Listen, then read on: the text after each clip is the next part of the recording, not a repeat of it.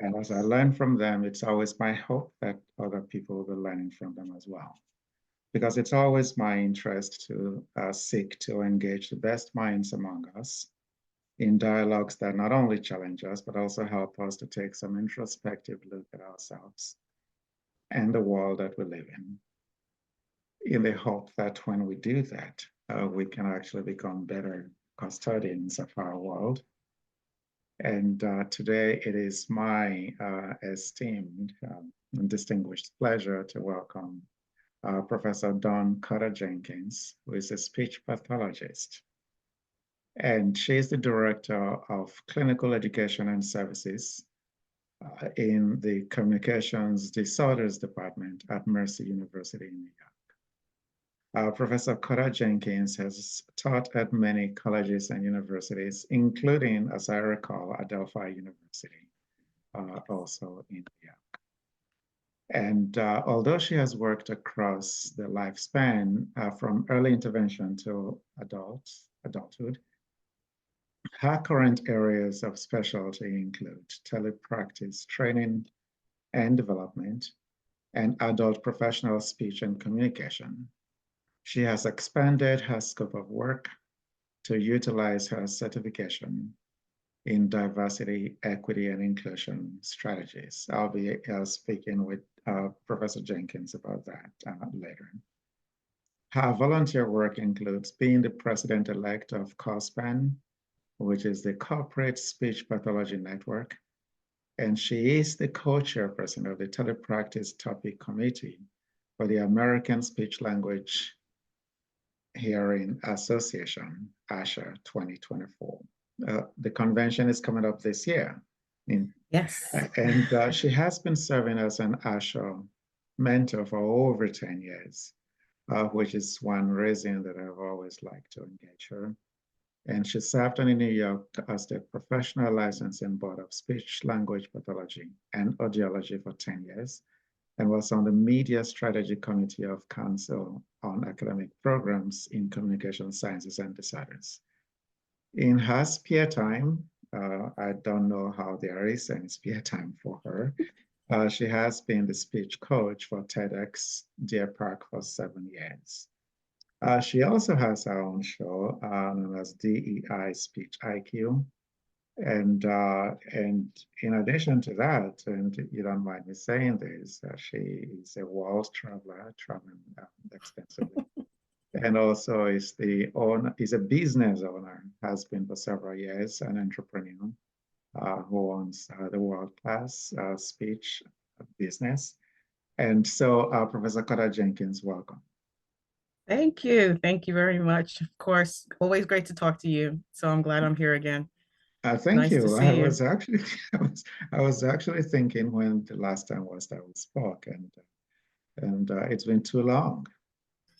Yes, I agree. I agree. I now wear glasses, so we can tell that it's been too long. You now wear glasses. It's overdue because I thought nerds were always supposed to wear glasses. Yes, that's true. It makes me more, professorial. Absolutely. So tell me about life as a professor. Well, so like you said, since the last time I spoke to you, I've, of course, gone full time to this new university, Mercy University, and I'm the clinical director there, and it's keeping me busy. Yet, of course, I do some things on the world-class speech services side, which is training and speaking engagements on DEI or trainings for other companies when they are trying to improve their communication skills.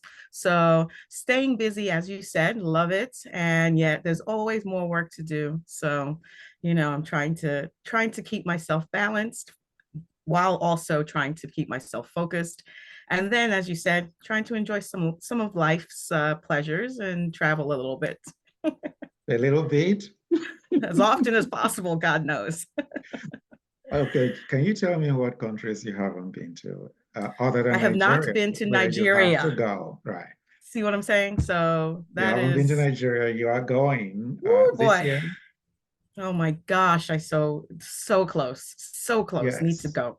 Make the Yes. time. So Make the time. Yes, Yeah, and I am, you know, I know part of that is my fault. And exactly. You are going to be the host when I go there. So, we got to make those arrangements together. yes, we do. And let's make sure that we go there. This is not where I wanted to start, but I think we should start there because I know that you do a lot of work, a lot of DEI work, Mhm. and we cannot underestimate the importance of diversity, equity, and inclusion, and of course, anti-racism. And but we see that under severe, I mean severe attack right now in the United States. And so I am wondering what you think of when you go to bed these days and when you wake up in the morning. Yes. So, yes, it's really amazing that there's potentially a change of another change that is, of course, of direction for diversity, equity, inclusion, and anti-racism, as well as any other versions of belongingness, and as much as we can do, multicultural awareness and responsiveness. But the point is, no matter what terms we use, um, it is constantly ebbs and flows and under attack, I would say it that way, in the sense that whether it's affirmative action or whether it's just people making comments apparently on whether or not they believe people are qualified when they see that they have a pilot that is a woman or a pilot that is a Black man. That have been some recent comments in the news around some conservative speakers.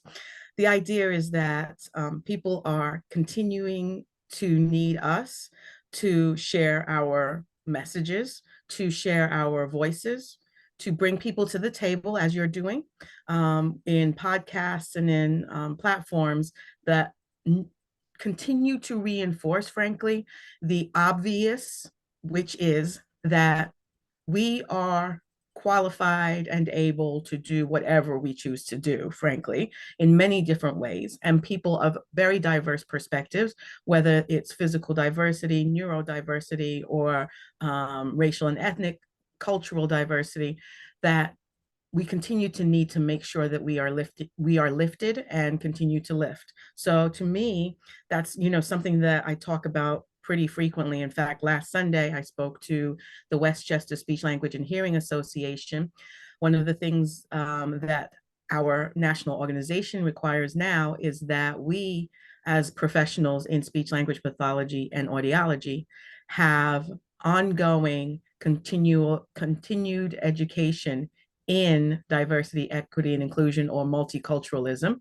And so it's actually part of what we are mandated to do now to maintain our certification.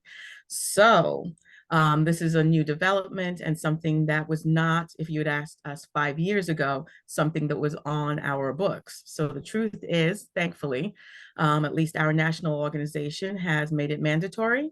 So I think for us, there's hope that we will continue to build and grow on our diversity efforts across our areas of our career. So hopefully that'll Mhm. keep moving. So is this mandate a nationwide mandate? It And if is. so, how have those states that should go unmentioned responded to it, or maybe they haven't found out yet? Yeah, right. Maybe they haven't found out yet. I don't know whether or not they can make a distinction because it is part of our national certification. It is, let me be clear though, it is not necessarily part of our statewide licensing. So that might be a way that they can skirt the issue in certain areas of our careers, because not everybody needs national certification to perform their jobs. Probably a lot more people need licensing, so there may be options for them to not have to do it. And yes, that is definitely something that will probably be an influence to some states. Yeah. Why do you think there's such a position to Huh. DEI? Wow. You mean the contrary position in particular? Yes. Yeah. To me, and this may be oversimplifying it, so please, bear with me, but I think we need to always follow the money. I think that that is at least part of what a lot of people have a fear of, that they will lose their foothold in their businesses and have to give up some portion of the money that they earn in particular areas if more people of diverse backgrounds then get positions, access, resources, et cetera, to what they think is their limited resources, right? So people don't necessarily want to share the pie. And I think that that might be part of a huge part of what's happening.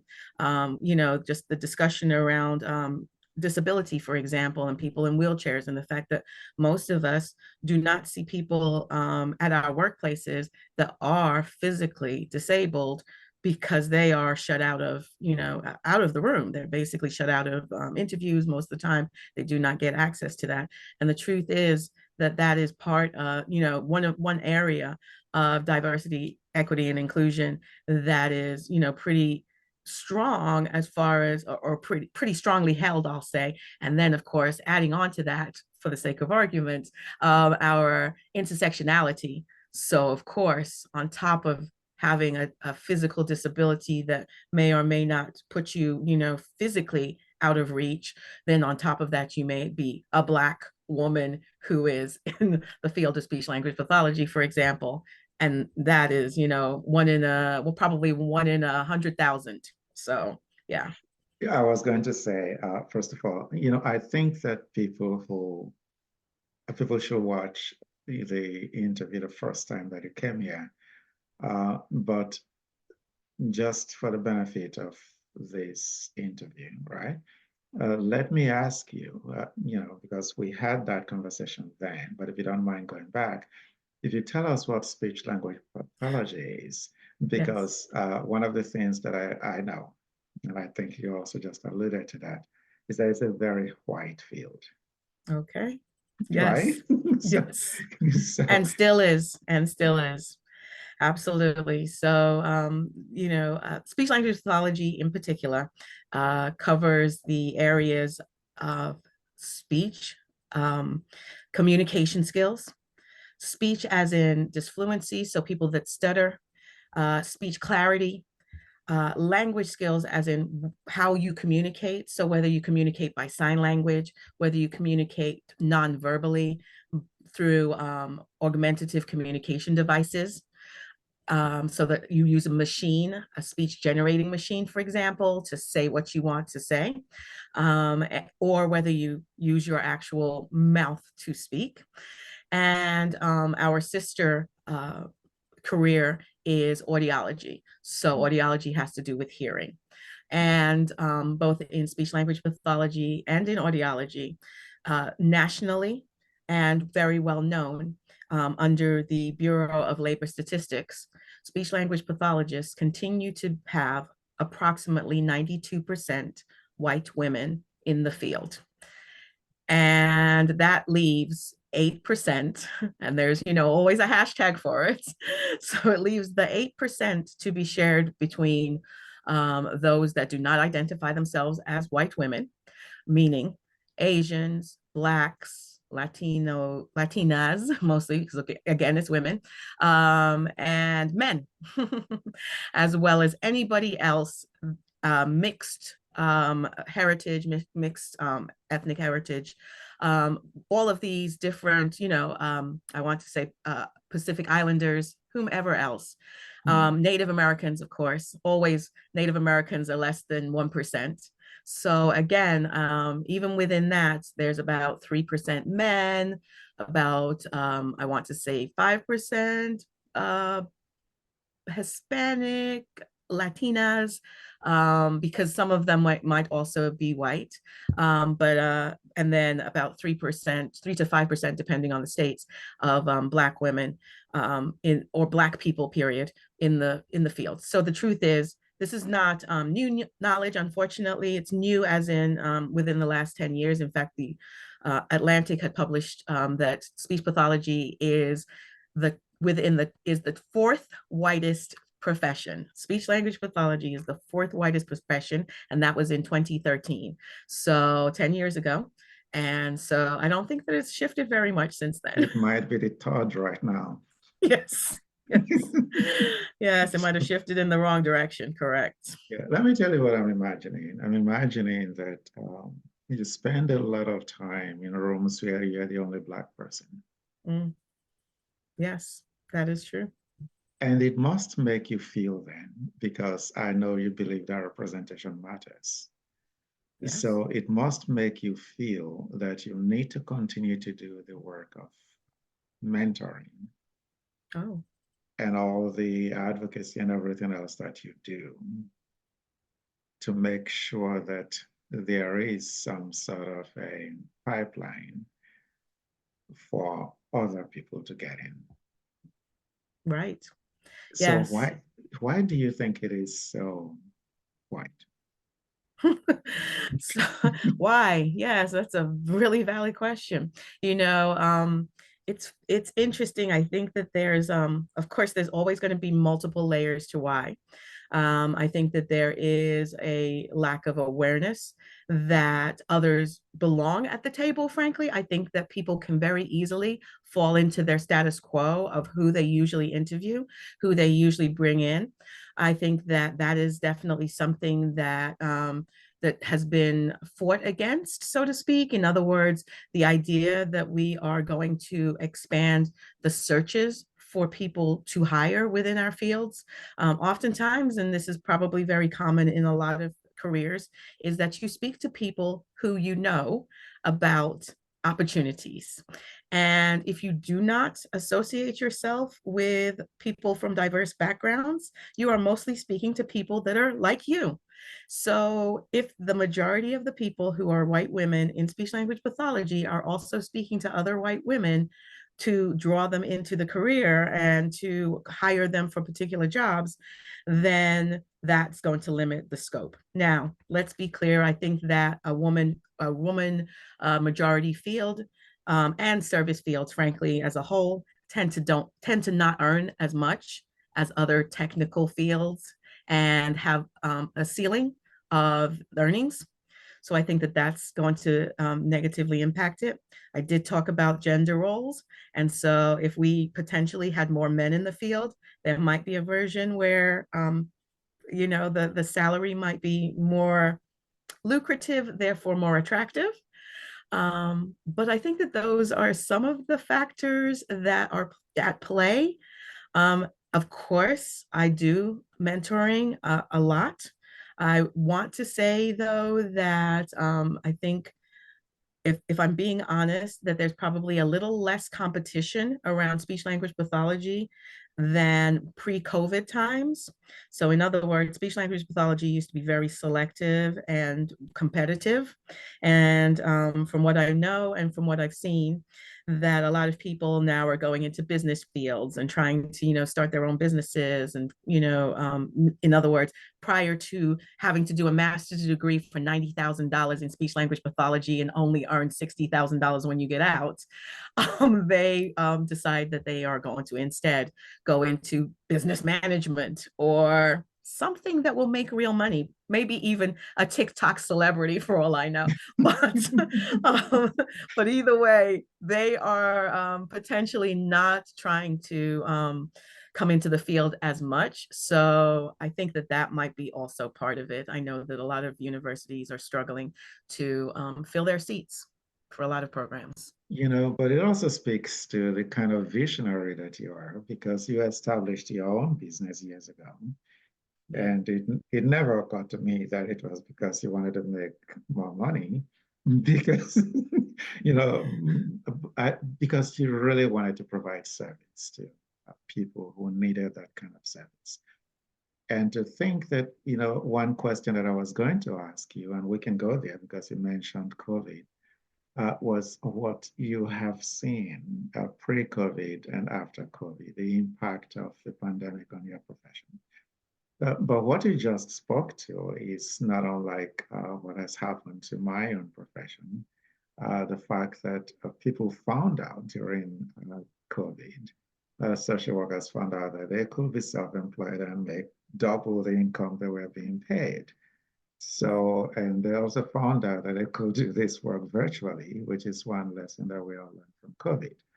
And right now you have the entire country, every state in the Federation, every state is, well, we call it a republic, is actually struggling now. Every state is in dire need for social workers. And so that lack is impacting everyone. But do we have to really have a pandemic for people to value the lives of people and the work and the value that they bring to the table? I think you'll agree with me that the answer is no. But what have you seen as far as the impact of COVID on your So profession? yes, COVID has absolutely transformed a lot of careers. Excuse me. Um, so one of the areas of my interest since 2013, prior to COVID, was telepractice, telehealth, and what we call telepractice. The idea is that for me, it was that I could see the vision, frankly, of the possibility that, as you said, you can reach more people through a computer than you can in your car, right? There's only but so far you can drive on a daily basis to get to people to provide services. And yet, your computer can travel hundreds of miles in no seconds. And I think that that has been a transformative part of our professions, our excuse me, recognition of telepractice and telehealth for speech, language pathology, and audiology in particular, started really in the 1970s. However, we were slow to pick that up. And as speech language pathologists, in particular, our national office, the American Speech Language Hearing Association, made a statement and put out a practice guidelines back in 2004. So that was a pretty significant delay in time between when we could do, for example, telepractice and when we could finally, when we could do it and when we finally recognized that this was something that was important and that a lot of speech pathologists would be doing it. So to me, I think that the COVID pandemic, pushed a lot of people into telepractice. And as you said, similarly, have created a lot of opportunities for people to work across state lines, to provide services that are online. And yet, the business side of that is that it's almost like supply and demand. When something is very rare, they tend to pay more money. So so now it's like, oh, there's thousands of speech language pathologists that or that can do speech pathology online, and so some of these agencies are now reducing their hourly rate instead of increasing it, which also comes from the fact that Medicaid needs to pay for these things, Medicare, insurances, whatever, or people out of pocket. So I think that for our and by the way, the other part of that is the students. So getting people into the field has changed too, because now there's a boon, a big boon, believe me, I was part of it, for these online speech language pathology programs, online, and this is a master's level degree. So at the master's level, for online programs to now provide these new students with opportunities to get their degrees.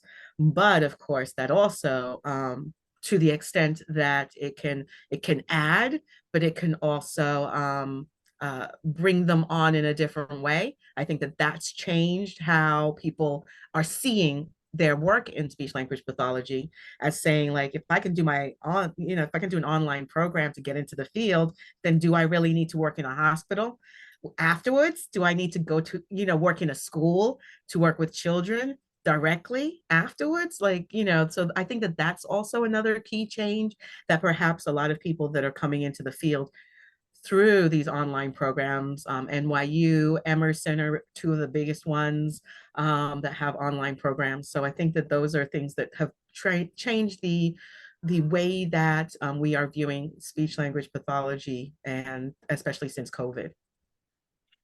Let me ask you a question about privilege, but it's not on the side of race. It has to do with the profession. And I am wondering, since now you have some sort of a proliferation of online programs that can bring more people into the profession, what are people who've been in the practice saying? Did you notice any kind of hesitation, for example? Wow. Yes. What I are they know saying somebody who about actually, quality? Right. yeah, I know somebody who actually retired like almost immediately. She was like, I can't do this. I'm out of here. So excuse me again. Um, so there is somewhat of a resistance, of course, to change. There's a resistance to change. How about that? So Any kind there's of a start. change, of course, yes. Yes. I think, not just I think, I have heard and understand there are, even at my university, calls for people to come back in person. And that means that when you are promoting the back in person, you're competing with the people that don't want to come back in person. So all of those people that are trying to work remotely, whether as professors or as clinicians or as students, that makes a difference in kind of the right, really the reception of how it's going to be viewed.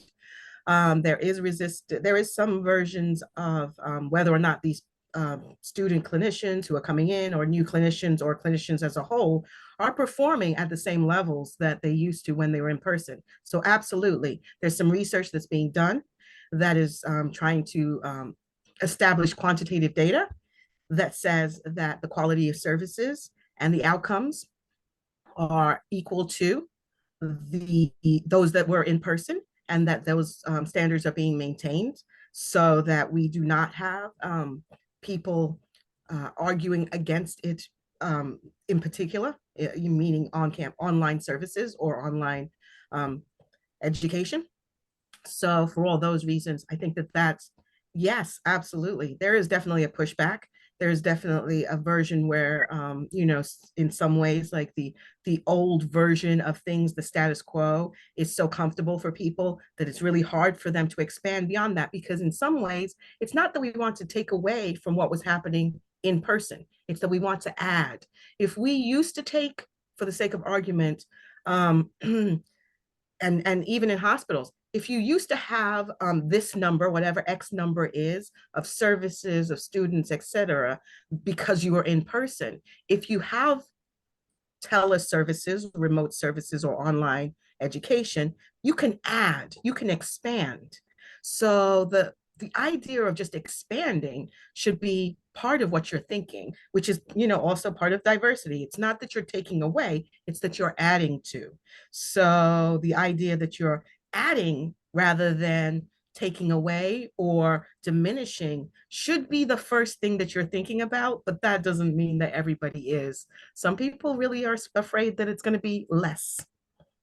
I know, and I have been in rooms where we've had conversations about whether or not there should be an online program. This was at my old university, and that you know of, and there was significant resistance, um, and then for many, many years, and then there was an online program developed.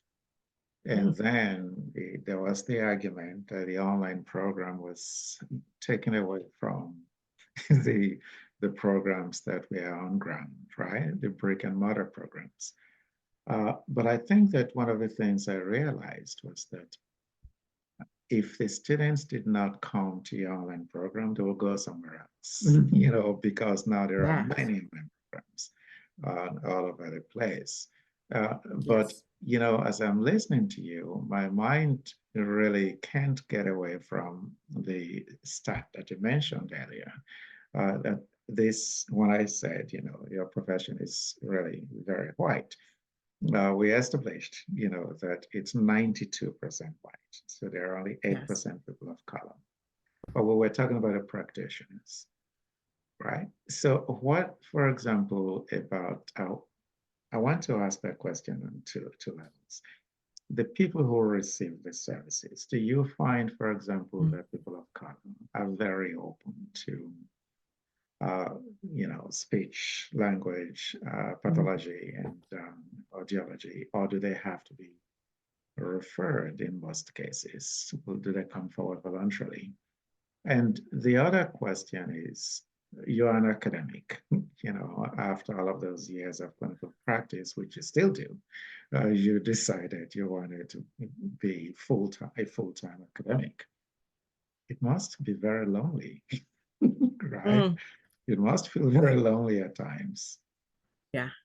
Yes, absolutely. I seek comfort in the few faces that I can, that are, that are allies and or friends in the field, whether near or far, because sometimes we are few and far between. But yes, I think that as we continue to build and grow and look towards what we're trying to do in our fields, in your field and in mine, Yeah. the resistance can come from our clients as well. Absolutely. I think that there is, certainly and again, this comes in waves, right? So ebbs and flows of this, which is that, and sometimes they question like, where is the Black speech pathologist, and why can't we have more of us in the room? Absolutely. And why can't I have a Black speech pathologist or a Spanish speaking speech pathologist? God knows. I live in Queens, which Queens, New York, is one of the most diverse boroughs, Yeah. period, in the United States anyway, and one of the most diverse counties. So we have from Asian to Russian to Tagalog to name it, we've got it. So we would need more speech pathologists that can do those kinds of services also. So, but the resistance specifically to online services also, it has to do with, of course, a version of health literacy, and making sure that as we are within the health professions, if that's something that we are participating in. And that's another area that I didn't mention before, but we also do swallowing services. So things that have anything that has to do with the voice, so laryngeal cancer, if somebody has, to have a have their larynx removed, or whether they have cleft palates, etc. So we do a lot of mouth things.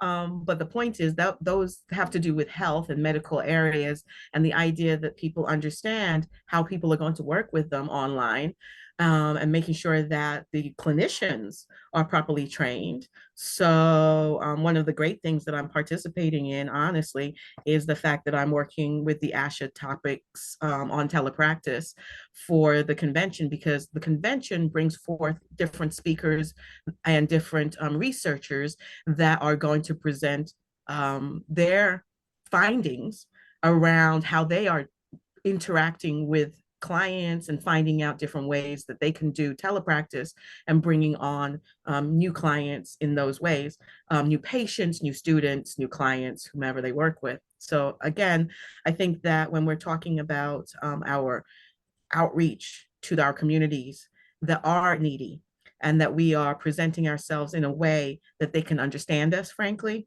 that they feel connected to us, that they feel that they can trust us, and that we are providing services that are validated. Yes, there's going to be cultural differences in whether or not they want to get services. That is something that is deeply embedded into a lot of cultures, for sure. Admitting that something is wrong is sometimes, very hard for some cultures, maybe because of religious reasons, because of spiritual reasons, because of cultural just reputations around things, whether or not somebody can bring their child, because of, the fact that they have to work for services, whether they can actually make it to a session. things like that, or make it to a hearing test. All of these things really matter. And a lot of, a lot of places have limited ability to be able to outreach. And I think that that's going to be a huge part of what we need to do better if we want to really embrace, frankly, this technology, right? The technology side of our work that we could potentially do. It's going to take a lot of our education. So again, I am definitely a big advocate for it. And I speak as often as anybody will invite me to come and speak about it. But I definitely think that a lot of people don't know how to approach their kind of cultural responsiveness and the cultural differences to be able to draw people in and say that they can, provide these services in a realistic way that people understand. And I think that that's sometimes hard to convey efficiently enough. One of the questions I want to ask has to do with gerontology, right? I am thinking that as people get into really old age, hearing is no longer as good, right? And but also when people are sick, speech may not be as fluid as it otherwise would be. Right. But what I like you to address is what happens with hearing as you get older, and how do you work with that? Is that Right. something that you see as just a natural cause of aging that needs no attention? Or is it something that you see as, well, it might be a natural cause of aging, but maybe there is something that we can do to maintain further deterioration, Right. or they only come to you when they are, again, referred after a critical illness? What's very interesting in that question is that most recently has been a movement towards over-the-counter hearing aids that has been well debated, certainly over the last 5 years. However, it's now been allowed. So there's a lot more opportunities and access to hearing aids that people can buy literally over the counter in many stores, many ways, online, etc. So a lot of more people are self-diagnosing themselves with hearing disorders. For sure, there is a long-term version of what the audiologists tend to work with older people more than speech-language pathologists. It's interesting because, of course, speech-language pathologists are thought of the people that are speech therapists, they're in the schools, they're working with children about lisps and about, disfluencies and stuttering, and that's where people imagine, if you're, like, if there's one thing that they're going to remember, it'd be like that version of things. And that audiologists are going to work with older people that have hearing aids. So of course that's not true. That's not necessarily true. In other words, there's different things that people do across the lifespan, both in speech pathology and in audiology. And as you said, frankly, with people's lifespans being longer, people live through things such as strokes, TBIs, etc., that they wouldn't have lived through before. So therefore, they are now faced with speech issues that wouldn't have happened, that wouldn't have been allowed, wouldn't have been part of our scope of practice. So again, with those things in mind, it's definitely something that across the lifespan we continue to work with. I think that technology, medical advancements, etc. I wonder, I watch a lot of sci-fi. So I do wonder, right now there's cochlea implants, and cochlea implants are devices that are placed on the skull so that people can hear. So people who are born deaf can now get a device that is implanted into their brains through their skull. There's a device that sits on the outside of your skull, but basically it's implanted into your brain, and that they can hear. So it goes to the auditory area of your brain. So cochlear implants are just one of the devices that's been created so that people that are born deaf potentially have the opportunity to no longer only and I'm going to put this in quotes, have to use sign language, but could also not be deaf at all. So with the sci-fi mindset, I wonder whether or not we in the future might actually work, technology and medical health advances might actually make our career defunct. So sometimes I wonder about that.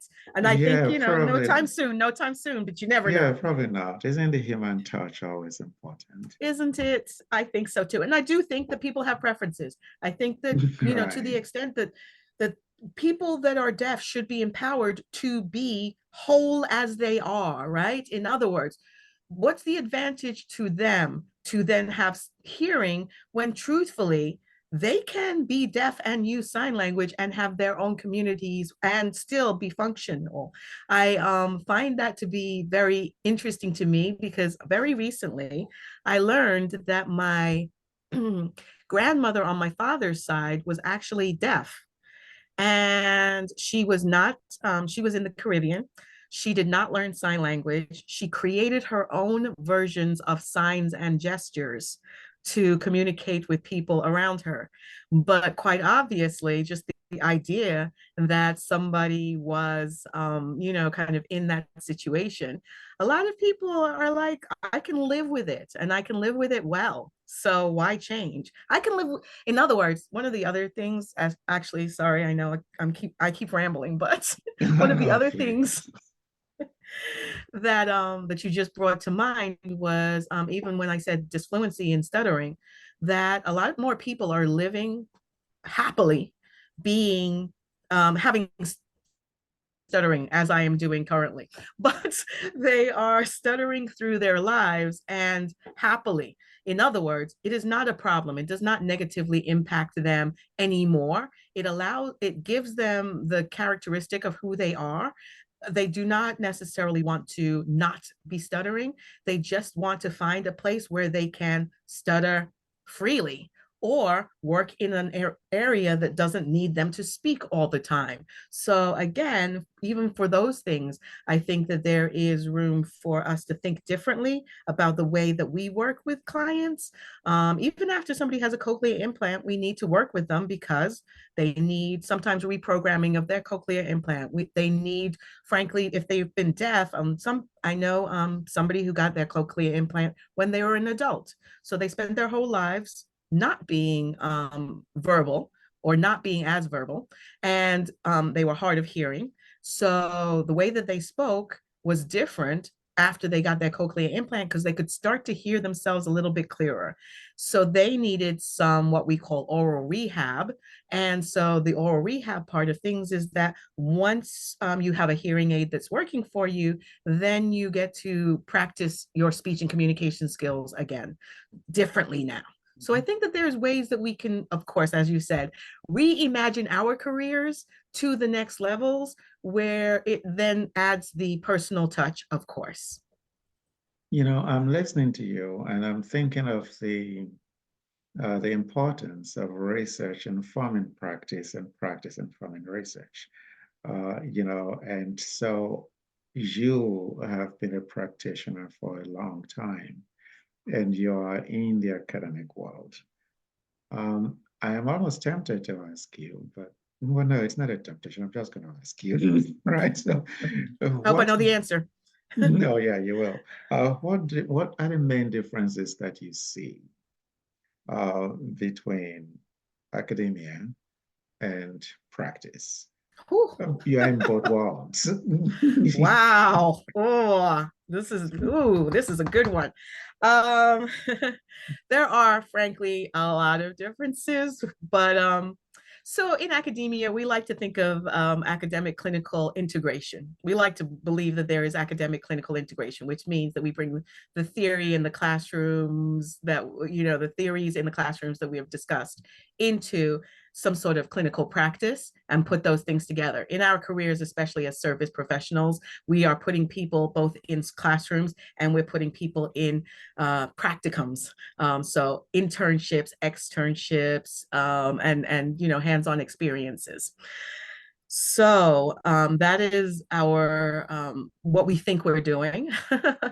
And we think that we are putting these things together really well and showing our students how to take what they're learning in theory and moving them closer to putting it into practice. But I will tell you that very recently I've been able to, of course, visit some of my students in their externship locations and observe their interactions and their a session or two.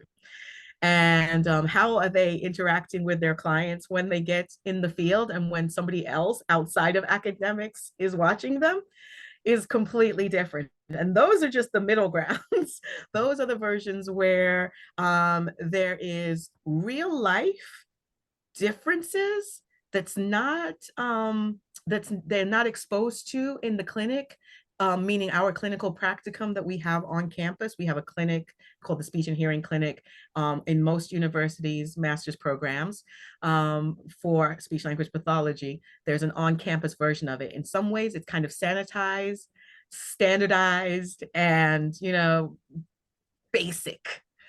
In the real world, there's children, adults, etc., that have real responses that are much more significant and different to the ones that are in the school setting or in our university setting. And so by the time they get into just that practice, even that practice, that's a mid ground between getting from the university into the field because they're not yet licensed. And then the licensed professionals, even more so, of course.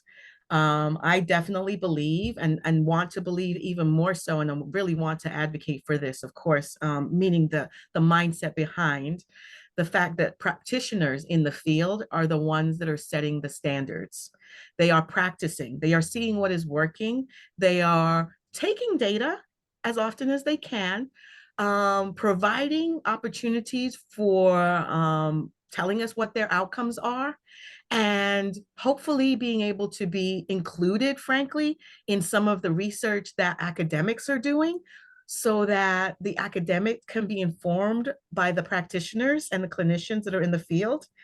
And so I think that that has, great implications for how we as academics can, again, move ourselves forward. Because one of the things that I definitely want, and I hope that, that we are continuing to do, is that although there's book knowledge, there's also a version of what's next. We are sending our student clinicians into the field as professionals, hopefully not with the same book knowledge that we had 25 years ago when we learned it, but with forthcoming, trending, forward thinking, frankly, opportunities for them to take into the field and learn that way. So for me, I feel like that's one of the reasons why I love mentoring. It allows me to talk to students at their level and think about how they're perceiving the field from a very a starting point, so to speak. So I definitely think that those are some of the things that I've thought of pretty frequently as far as our academic clinical integration and how well that works. Yeah. Wow. I am going to end by asking you to actually tell us some things about your professional colleagues, because you speak to pathologists, speech language pathologists across the country. Yeah. And so you know everybody. I mean, right? So, Not yet. yes, A almost. lot. Right. So, are there traits that are Mm. common to speech language pathologists? I ask that because I am sure there are people watching us now. And by the way, I see that some people are with us watching from Nigeria, and we are Excellent. going to go to Nigeria. That's a Yes, problem. Because you said that is the country that you really don't know I that. do. And of course, I I need. acknowledge that's really my fault. You should know Nigeria and know it soon.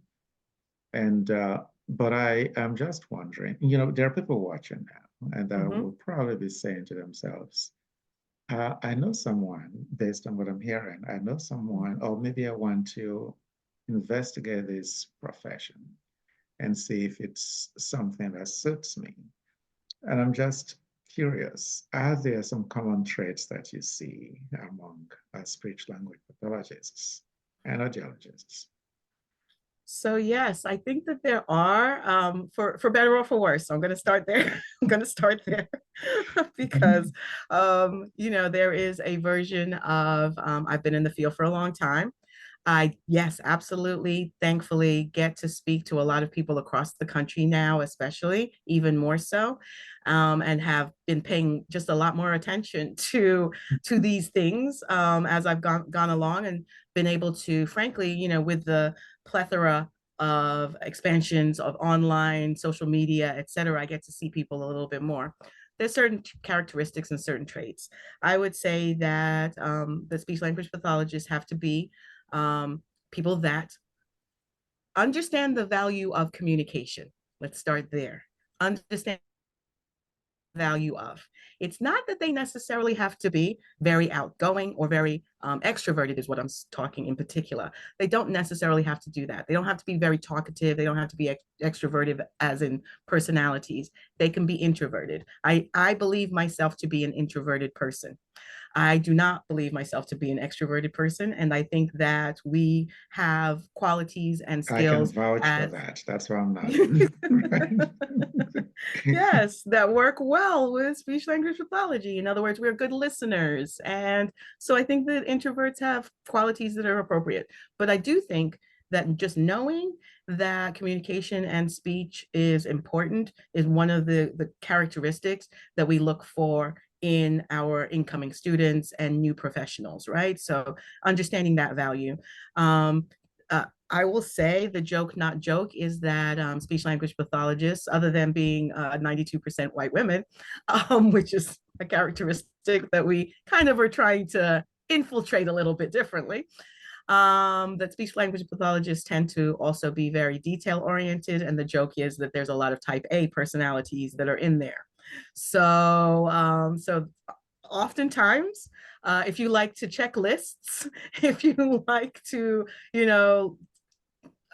mark data, not that you love math necessarily, but you like to be like, this has happened, let's go, and I can count it out of 20 trials, then that's the kind of person that a lot of time is attracted to speech language pathology and audiology, because they are detail oriented types of work, especially at some levels when it comes to seeing outcomes that make a difference in our clients, that we are trying to really make specific changes, incremental changes, and see those changes that are very oftentimes hard to parse, hard to see through. So again, we're trying to make sure that we are, looking at some of those details. So I'd say some of those characteristics, but I would say, of course, to be likable, to be so you gotta like people. Let's go there. I like people. Right. If I recall correctly, your undergraduate degree was in linguistics.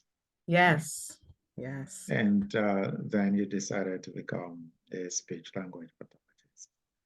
Is that often the trend that you see?